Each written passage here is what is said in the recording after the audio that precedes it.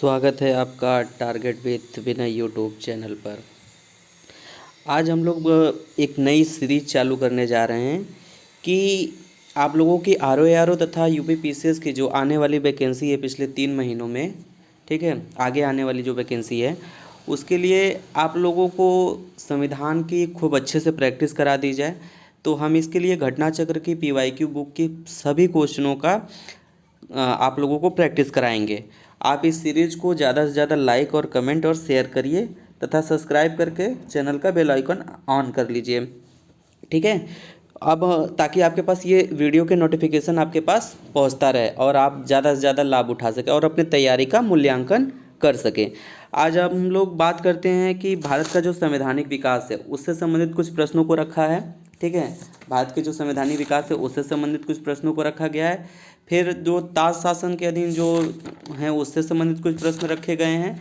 फिर संविधान सभा तथा निर्माण के कुछ क्वेश्चन रखे गए हैं। तो आज 3-4 टॉपिक पे जो क्वेश्चन बने हुए हैं आयोग के द्वारा उन्हीं की बात करते हैं। चलिए हम लोग चालू करते हैं अपना ये। तो देखिए, भारत का जो संवैधानिक विकास है, जो भारत का संवैधानिक विकास है उसकी बात करें तो वो 2 भागों में हुआ है। कैसे 2 भागों में हुआ है, तो उस चीज़ को समझने की कोशिश करिए। एक तो जब ईस्ट इंडिया कंपनी भारत में आई तो उनके द्वारा कुछ एक्ट वगैरह बनाए गए हैं, तो उसकी बात की जाएगी।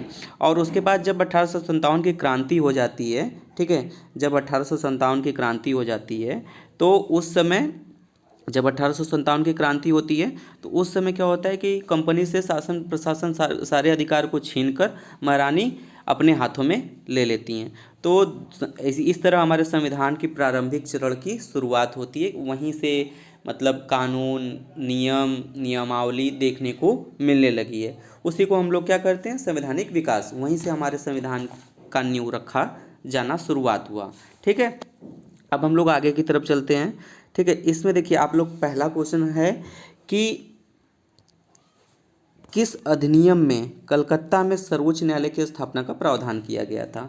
आप लोग कमेंट करके आंसर करिए, ठीक है। देखिए, रेगुलेटिंग एक्ट 1773 के तहत ऐसा किया गया था कलकत्ता में सर्वोच्च न्यायालय की स्थापना।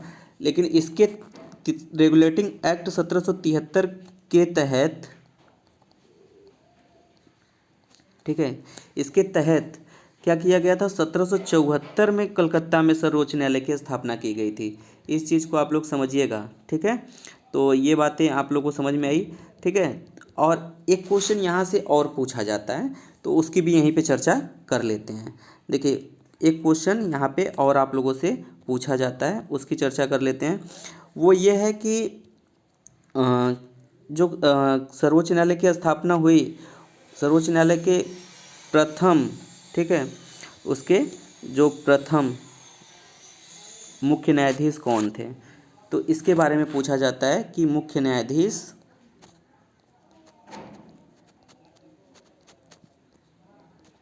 ठीक है, मुख्य न्यायाधीश के बारे में पूछा जाता है कि प्रथम मुख्य न्यायाधीश कौन थे। तो प्रथम मुख्य न्यायाधीश कौन थे, तो sir Elijah Impey, sir Elijah Impey. ये आप लोग याद रखिए, काम आएगा, ठीक है। ये हो गया। देखिए, कुल अगर पूछे कभी, अगर ये क्वेश्चन में पूछा हुआ नहीं है लेकिन फिर भी हम आपको बता दें, अगर पूछे कि सर्वोच्च न्यायालय कलकत्ता में जो स्थापित हुआ था उस समय मुख्य न्यायाधीश के अलावा उस में और 3 लोग शामिल थे, ठीक है। तो 3 लोगों में जैसे मानसन थे, चारब्रस थे, ठीक है, चारब्रस थे, उसके बाद क्लेवरिंग थे। लेकिन उसमें अध्यक्ष कौन था, तो मान के चलिए ये सर एलिजा एम्पे उसके अध्यक्ष थे या सर्वोच्च न्यायालय के पहले न्यायाधीश थे, ठीक है। चलते हैं आगे, अब अगले क्वेश्चन की तरफ। इसका आंसर आप लोगों को समझ में आ गया कि रेगुलेटिंग एक्ट 1773, ठीक है। अब आगे की तरफ चलते हैं। सर्वोच्च न्यायालय की स्थापना के संबंध में निम्नलिखित में से कौन से कथन सही हैं, ठीक है, उसके बारे में क्या पूछा है, इस पे पहले ध्यान रखिए कि पूछा है कि क्या सही है। तो देख लेते हैं। कलकत्ता में सर्वोच्च न्यायालय की स्थापना 1773 के रेगुलेटिंग एक्ट के द्वारा की गई थी। किसके द्वारा, 1773 के रेगुलेटिंग एक्ट के द्वारा की गई थी। तो ये तो बिल्कुल सही है क्योंकि अभी आप लोगों ने इसके पीछे ही देखा कि इसी की बात हो रही थी, ठीक है। फिर उसके बाद है कि लेमिस्टर इस न्यायालय के प्रथम मुख्य न्यायाधीश थे। ये गलत हो गया क्योंकि अभी हम आप लोगों को बताएं कौन था, इम्पे, कौन था, इम्पे।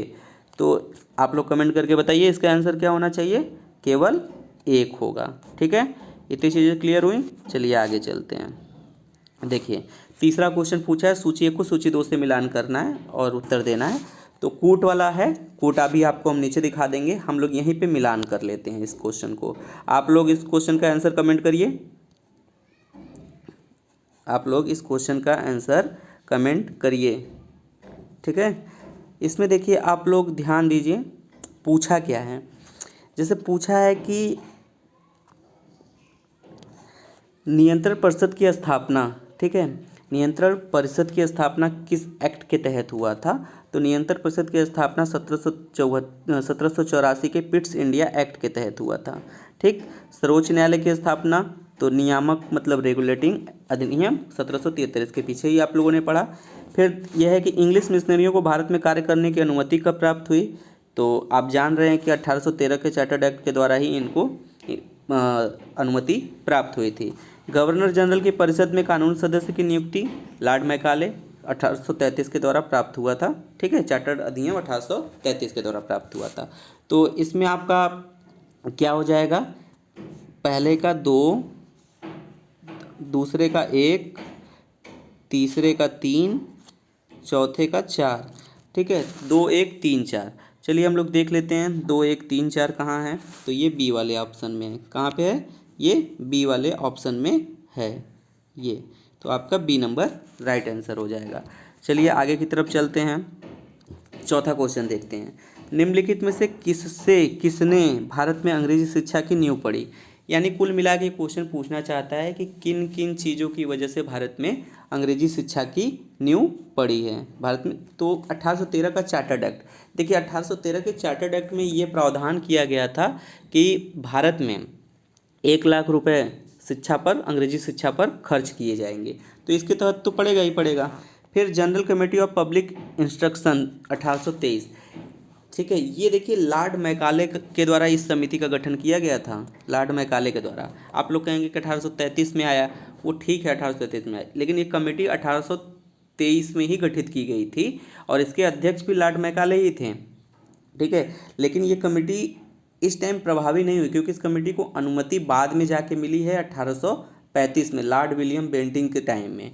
ठीक है, तो इसके तहत भी 1 लाख रुपए भारतीयों के ऊपर शिक्षा के ऊपर खर्च करने का प्रावधान किया गया था, ये भी सही है। फिर प्राच्यविद एवं आंग्लविद विवाद, ठीक है, तो प्राच्यविद मतलब जो प्राचीन विचारधाराओं को मानने वाले लोग हैं। ठीक है, और आंग्लविद विवाद यानी जो अंग्रेजी शिक्षा या अंग्रेजी नीतियों के समर्थक थे। जब इन दोनों के बीच टकराव हुआ, टकराव में ये लोग आपस में इतना टकराए, तो फिर बाद में इन लोगों का निष्कर्ष यही निकला कि अंग्रेजी शिक्षा को जाने ताकि हम उनसे अच्छे से मुकाबला करके अपनी राजनीतिक स्थिति और आर्थिक स्थिति में सुदृढ़ता ला सकें। तो ये भी एक कारण होगा। तो ये भी सही है, ये भी सही है। तो इसका आंसर क्या हो जाएगा? इसका आंसर हो जाएगा आपका डी वाला।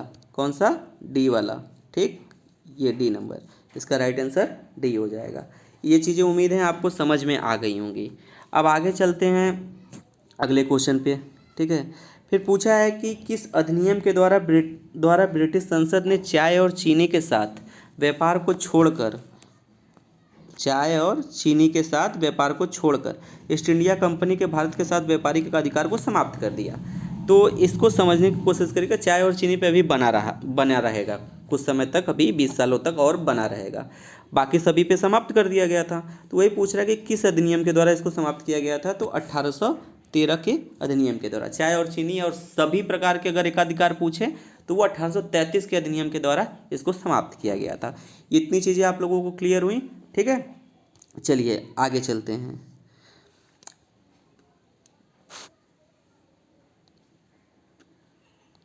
चार्टर्ड एक्ट 1813 के संबंध में निम्नलिखित कथनों पर विचार कीजिए।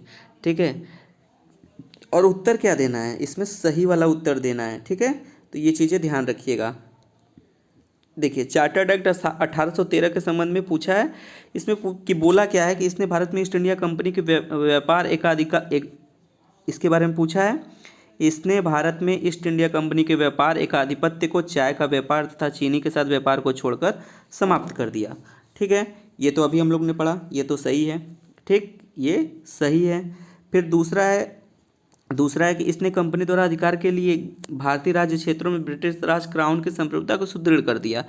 देखिए इसमें क्या हुआ कि जो कंपनी के द्वारा जो भारतीय कुछ राज्य क्षेत्रों को अधिकृत किया गया था, उन क्षेत्रों को ऐसा किया गया, तो ये भी सही है। फिर भारत का राजस्व अब ब्रिटिश संसद के नियंत्रण में आ गया, ये गलत है। जो भारतीय जो राजकोष था वो 1858 के अधिनियम के तहत, जब 1857 की क्रांति होती है, पूरा का पूरा ब्रिटिश ईस्ट इंडिया कंपनी को जब महारानी अपने नियंत्रण में ले लेती हैं, तब जाके ये भारतीय राजस्व उनके कंट्रोल में आया।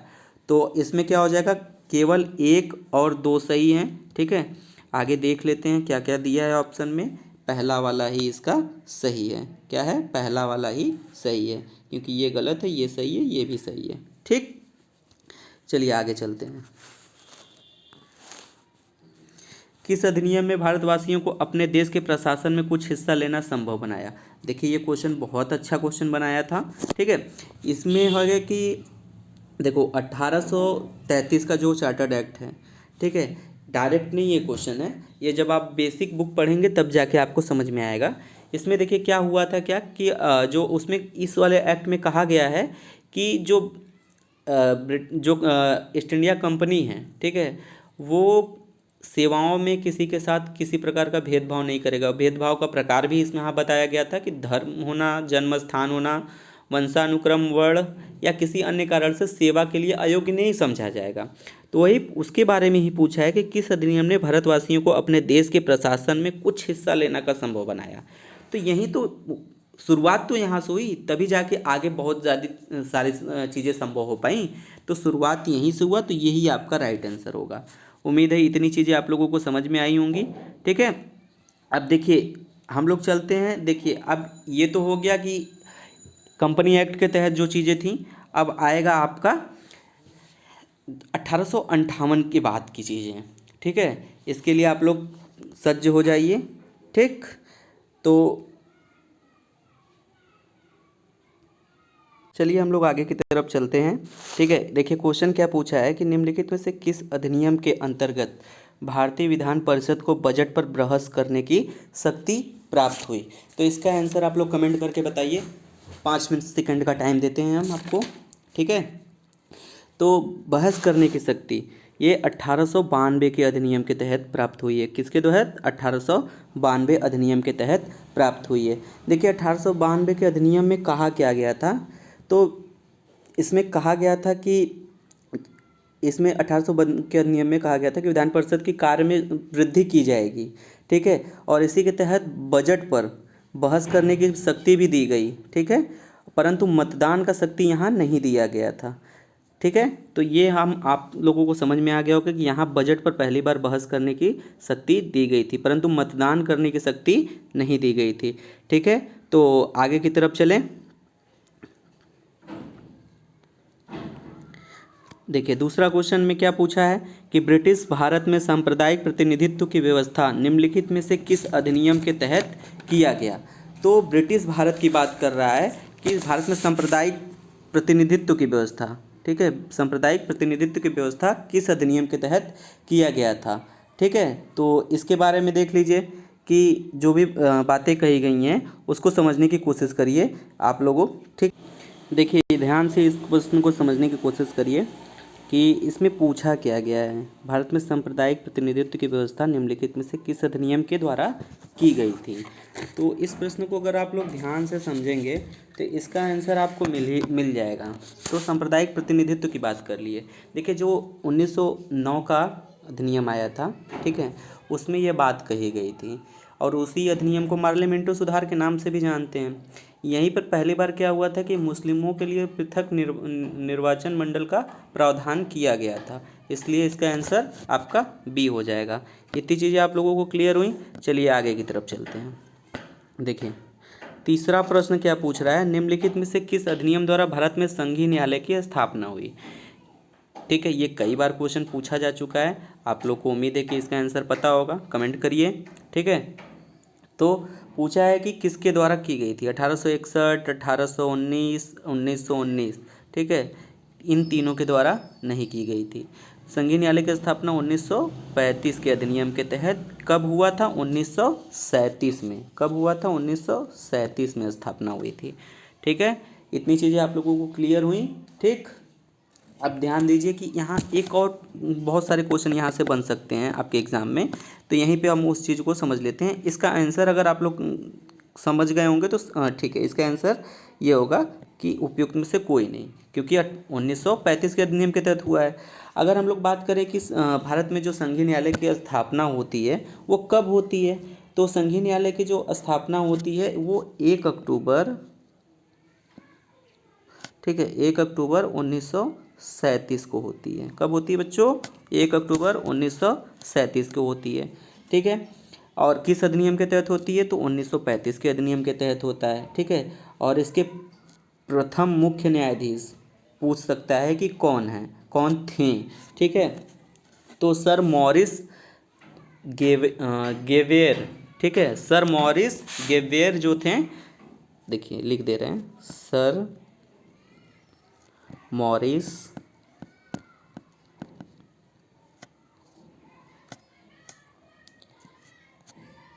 गेवेर, ये इसके पहले प्रमुख न्यायाधीश थे। ठीक है, तो ये चीज़ें आप लोगों को क्लियर हुई। उम्मीद है इतनी चीज़ें आप लोगों को क्लियर हो गई होंगी। ठीक है, तो अब आगे की तरफ चलते हैं। भारत में संघीय न्यायालय की स्थापना, भारत में संघीय न्यायालय की स्थापना किस वर्ष हुई? ठीक है, स्थापना पूछ रहा है। ठीक है, तो स्थापना कब हुई थी? ये 1937 के तहत। कब हुई थी? 1937 में। ठीक है, 1937 में। वो भी अभी आपको डेट भी बता दिया था, 1 अक्टूबर 1937 को हुई थी। ठीक है, केंद्र में द्वैध शासन किस अधिनियम के अंतर्गत स्थापित किया गया? पूछ रहा है कि केंद्र में द्वैध शासन अधिनियम किस अधिनियम के अंतर्गत स्थापित किया गया था? तो केंद्र की बात कर रहा है, तो केंद्र में जो द्वैध शासन अधिनियम है वो आपको पता है कि 1935 के तहत हुआ था। राज्यों में कब हुआ था? 1919 के तहत हुआ था। ठीक है, इतनी चीज़ें आप लोगों को क्लियर हैं। ठीक है, आगे चलते हैं। अब देखिए छठा प्रश्न में क्या पूछा है? निम्नलिखित में से किस अधिनियम ने केंद्र में द्वैध शासन प्रणाली को स्थापित किया? फिर वही क्वेश्चन की बात कर रहा है, तो भारत शासन अधिनियम 1935 के तहत स्थापित किया गया था। ठीक है, तो आगे चलते हैं। फिर पूछ रहा है सातवां प्रश्न, अच्छा प्रश्न है, इस चीज़ को समझने की कोशिश करिएगा। आईएएस के क्वेश्चन है, तो आईएएस के क्वेश्चन थोड़े से उलझाऊ होते ही हैं, अगर ध्यान देंगे तो आपको समझ में आ जाएगा। 1919 के भारत शासन अधिनियम के निम्नलिखित में से कौन सी प्रमुख विशेषता थी या है? ठीक है, अब देखिए क्या पूछ रहा है। प्रांतों की कार्यकारिणी सरकार में द्वैध शासन की व्यवस्था की गई। तो आपको पता है कि प्रांतों में ठीक है, प्रांतों में तो ये चीज़ें सही हैं कि हाँ प्रांत में वो व्यवस्था की गई थी, क्योंकि केंद्र में तो 1935 था। ठीक, मुसलमानों के लिए पृथक सांप्रदायिक निर्वाचन मंडल की व्यवस्था की गई। ठीक है, केंद्र में ये तो आपको पता है कि ये तो नहीं होगा। क्यों? क्योंकि ये पृथक निर्वाचन मंडल की व्यवस्था किस नियम में की गई थी? तो 1909 के अधिनियम में बच्चों। ठीक है, तो इस चीज़ को समझिएगा कि 1909 के अधिनियम में इसकी व्यवस्था की गई थी। ठीक, तो आपका दूसरा नंबर तो गलत हो गया, क्योंकि पूछा क्या है कि सही क्या है। ठीक है, तो आपको ध्यान देना है कि पूछा सही है कि कौन सा सही है। फिर तीसरा क्या है कि केंद्र द्वारा प्रांतों को विधायनी शक्ति का हस्तांतरण। ठीक है, तो ये चीज़ें की गई थी कि केंद्र के द्वारा प्रांतों की विधायनी शक्ति को हस्तांतरित किया गया था।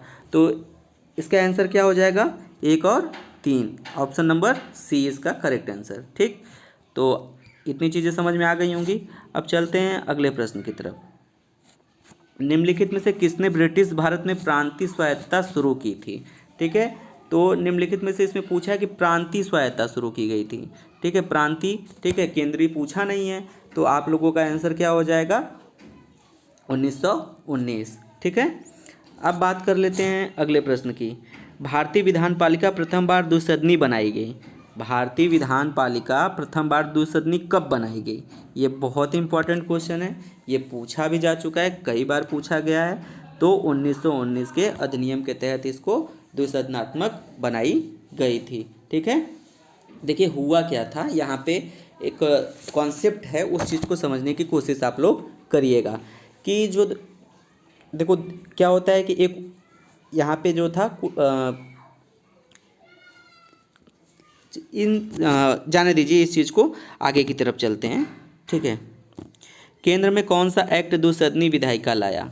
केंद्र में कौन सा एक्ट द्विसदनी विधायिका लाया? फिर वही क्वेश्चन है, थोड़ा घुमा के पूछ लिया है, तो 1919 के एक्ट के तहत लाया गया था।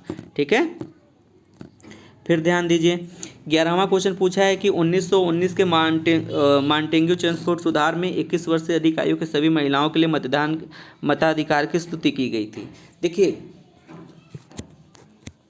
ये वर्ड जो लगा दिया है सभी, ठीक है, इसी वजह से ये पूरा का पूरा गलत हो जाता है। क्योंकि ठीक है, हाँ 1919 के मांटेग्यू चेम्सफोर्ड सुधार में 21 वर्ष से अधिक आयु के सभी महिलाओं के लिए मताधिकार की स्तुति की, नहीं सभी के लिए नहीं, कुछ विशेष वर्गों के लिए ऐसा किया गया था, तो ये आपका गलत हो गया।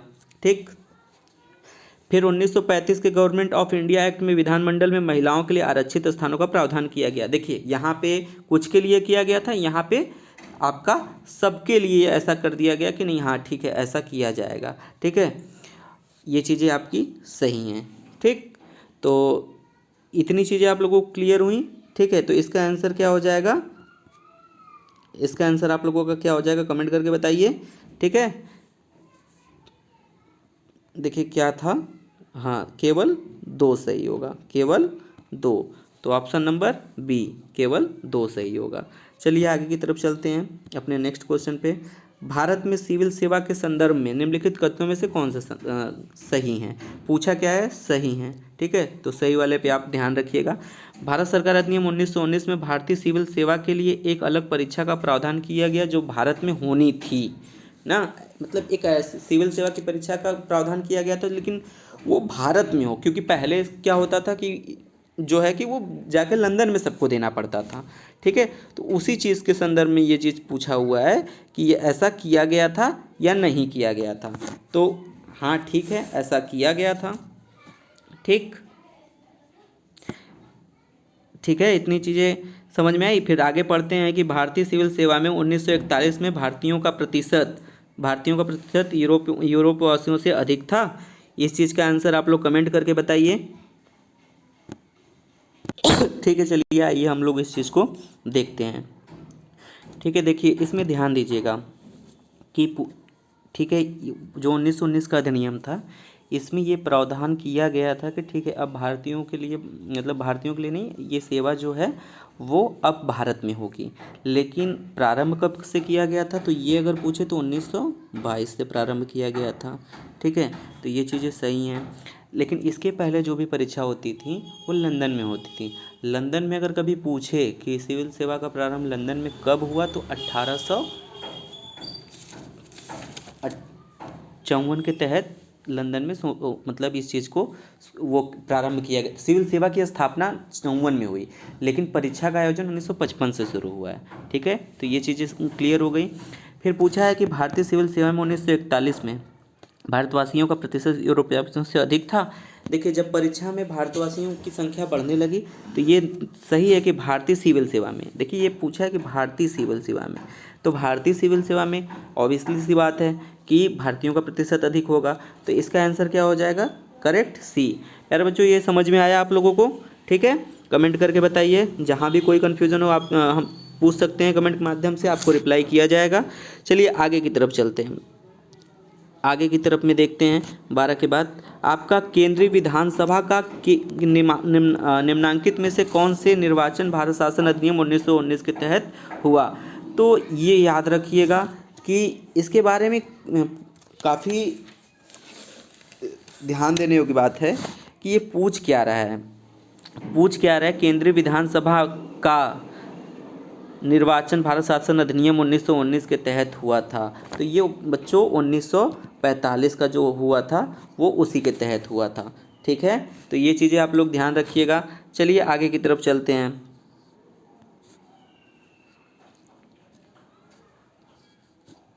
2 बार हुआ था केंद्रीय विधानसभा के, हाँ ये सही है। और एक तो 1926, एक 1945। ठीक है, ये 2 चीज़ें हो गई, तो यानी ए और सी हो जाएगा आपका आंसर, ए और सी हो जाएगा, ए और सी हो जाएगा। चलिए आगे की तरफ चलते हैं अपने नेक्स्ट क्वेश्चन पे। देखिए इसको ध्यान से पढ़िए, आंसर कमेंट करिए। भारत शासन अधिनियम 1919 के अंतर्गत भारतीय विधायिका का अंतिम निर्वाचन किस वर्ष में आयोजित किया गया था? देखिए इसके पहले आप लोग पढ़ें, 1919 के तहत 2 बार हुए थे, ठीक है। एक तो आप ध्यान रखिएगा 1926 में, एक 1945 में। अंतिम वाला पूछ रहा है तो यहाँ पे अंतिम वाला कौन हो जाएगा? 1945। इतनी चीज़ें आप लोगों को क्लियर हुई। चलिए आगे की तरफ चलते हैं। राष्ट्रपति के अध्यादेश निर्गत करने की शक्ति प्रेरित है। देखिए हमारे संविधान का सबसे बड़ा भाग जो है 1935 के अधिनियम के तहत ही लिया गया है, तो इसका आंसर क्या हो जाएगा? 1935 हो जाएगा, ठीक है। आगे की तरफ चलते हैं। अपना नेक्स्ट क्वेश्चन देखते हैं कि निम्नलिखित में से किस अधिनियम द्वारा संवैधानिक निरंकुशता का सिद्धांत प्रवृत्त किया गया? तो ये पूछ रहा है कि संवैधानिक निरंकुशता का सिद्धांत कहाँ से हम लोग लिए हैं, ठीक है। तो ये आपका हो जाएगा 1935 के अधिनियम, क्योंकि आपको पता है कि सबसे अधिक बड़ा भाग यहीं से लिया गया है। अपने संविधान पे सबसे अधिक प्रभाव भी 1935 के अधिनियम के से हुए हैं। लमसम 200 से अधिक जो हैं डायरेक्ट उठा के प्रावधानों को अपने संविधान में शामिल कर लिया गया है। इसीलिए लोग इसको कुछ बोलते हैं पेस्ट एंड कॉपी, ठीक है, इसी कारण से बोला जाता है, ठीक है। आगे की तरफ चलते हैं। 17 नंबर का क्वेश्चन पूछा है, भारत के संविधान में केंद्र और राज्यों के बीच किया गया शक्तियों का विभाजन निम्नलिखित में किसमें उल्लिखित योजना पर आधारित है? केंद्र और राज्यों के बीच किया गया शक्तियों का विभाजन, ये देखिए बढ़िया क्वेश्चन है। ये पूछा गया है, कई बार पूछा गया है, ये 1935 में। ये याद रखिएगा कि भारत में संविधान में केंद्र और राज्यों के बीच किया गया शक्तियों का विभाजन, ठीक है। पावर ऑफ सेपरेशन की बात कर रहे हैं तो उसके बारे में पूछ रहा है, तो ये कहाँ किया गया है? ये आपके भारतीय शासन सरकार अधिनियम 1935 के तहत किया गया है। ये चीज़ें क्लियर हुई। चलिए आगे की तरफ चलते हैं। 18वां क्वेश्चन में ध्यान दीजिए। यहाँ पूछ क्या रहा है? निम्नलिखित में से एक भारत सरकार अधिनियम 1935 की मुख्य विशेषताओं में से नहीं है। यानी क्या ऐसी चीज़ थी 1935 में जो ऑप्शन के हिसाब से जो 1935 में नहीं शामिल था, ठीक है। इस अधिनियम में अखिल भारतीय महासंघ का प्रावधान किया गया था, ठीक है। इस अधिनियम में अखिल भारतीय महासंघ का प्रावधान किया गया था, ये तो सही है, ये किया गया था। अवशिष्ट विषय प्रांतीय विधायिकाओं को आवंटित किए गए थे, ये गलत है। अवशिष्ट प्रांतीय को नहीं, केंद्र को ही किया गया था, ठीक है। समवर्ती सूची पे मतलब जो है उसकी बात कर रहा है, ठीक। फिर ये तीसरा है, यह प्रांतीय स्वायत्तता के सूत्रपात का संकेतक था, ये भी सही है, ये भी सही है। इसने प्रांतीय स्तर पर द्वैध शासन प्रणाली को समाप्त करके केंद्र में लागू किया, ये भी सही है। तो ये इसमें पूछा क्या कि विशेषता नहीं है, तो इसका आंसर क्या हो जाएगा? ऑप्शन नंबर बी करेक्ट हो जाएगा, ठीक है। चलिए आगे की तरफ चलते हैं। पूछा है एक संघीय व्यवस्था और केंद्र में द्वैध शासन प्रणाली लागू किया गया था किस अधिनियम के तहत? तो आप लोग कब इस कितनी बार रिपीटेशन हो चुका है, तो आपको पता है कि 1935 के अधिनियम के तहत ऐसा हुआ है, ठीक है। अखिल भारतीय महासंघ स्थापित करने का प्रावधान जो है शामिल किया गया था, किसके तहत किया गया था, ठीक है। तो अखिल भारतीय महासंघ की 1935 में किया गया था, ठीक है। बाकी ऑप्शन देखने की ज़रूरत नहीं है जब क्लियर हो तो, ठीक है। देखिए 21 का क्या है कि भारत में संघीय शासन व्यवस्था दी गई थी, किस अधिनियम के तहत संघीय शासन व्यवस्था दी गई थी? तो 1935 के एक्ट के तहत ये व्यवस्था की गई थी, ठीक है। 1935 के एक्ट के तहत ये व्यवस्था की गई थी। अब देख लेते हैं 1935 के अधिनियम द्वारा स्थापित संघ में अवशेष शक्तियाँ किसको दी गई थी? तो ये अभी इसके पीछे एक क्वेश्चन आप लोगों को कराया था, वो पता है कि ये गवर्नर जनरल को दिया गया है। ये चीज़ें क्लियर हो गई, ठीक है। आगे की तरफ चलते हैं। देखिए ध्यान दीजिए, निम्नलिखित में से कौन सा एक भारत शासन अधिनियम 1935 में स्वीकार किया हुआ महत्वपूर्ण और स्थायी अव्यय नहीं है? भारत शासन अधिनियम 1935 में स्वीकार किया हुआ महत्वपूर्ण और स्थायी अव्यय नहीं है। तो ये क्वेश्चन आप लोगों को समझ में आ गया होगा, ठीक है। तो इसका आंसर क्या हो जाएगा कि अगर आप ध्यान से पढ़ें तो देश के लिए लिखित संविधान, ठीक है, ये इसकी बात नहीं कही गई थी, ठीक है। तो ये नहीं की गई थी। बाकी जो आप देवता का प्रतिनिधित्व ये कहा गया था, एक संघ की योजना पे विचार किया गया था, विधानमंडल के लिए सरकारी सदस्यों का समावाचित किया गया था, ये भी बात कही गई थी, ठीक है। चलिए आगे की तरफ चलते हैं। तो इसका आंसर क्या हो जाएगा? ऑप्शन नंबर ए हो जाएगा इसका आंसर, ठीक है। आगे चलते हैं। 1935 का गवर्नमेंट ऑफ इंडिया एक्ट क्यों महत्वपूर्ण है? ठीक है, 1935 के गवर्नमेंट ऑफ इंडिया का क्यों महत्व है? यह भारतीय संविधान का प्रमुख स्रोत है, क्योंकि अभी हम आप लोगों को कई बार बता चुके हैं कि ये चीज़ें कि सबसे ज़्यादा प्रभाव किसका था भारतीय संविधान अधिनियम पर, 1935 का ही था। तो वहीं से महत्वपूर्ण सभी स्रोतों को लिया गया, तो इसका आंसर हो जाएगा ए, ठीक है। आगे की तरफ चलते हैं। अब देखिए 25 नंबर में क्वेश्चन में क्या पूछा है, निम्नलिखित अधिनियम में से किस अधिनियम के फलस्वरूप बर्मा भारत से अलग हुआ। ये काफ़ी इंपॉर्टेंट क्वेश्चन है, इसका आंसर आप लोग कमेंट करिए। ये इसका आंसर हो जाएगा आपका गवर्नमेंट ऑफ इंडिया एक्ट 1935। ठीक है, इतनी चीज़ें आप लोगों को क्लियर हुई। ठीक है, अब इसके बाद हम लोग पढ़ेंगे जो संविधान सभा से संबंधित कुछ बातें हुई हैं उसके बारे में पढ़ेंगे। ठीक है।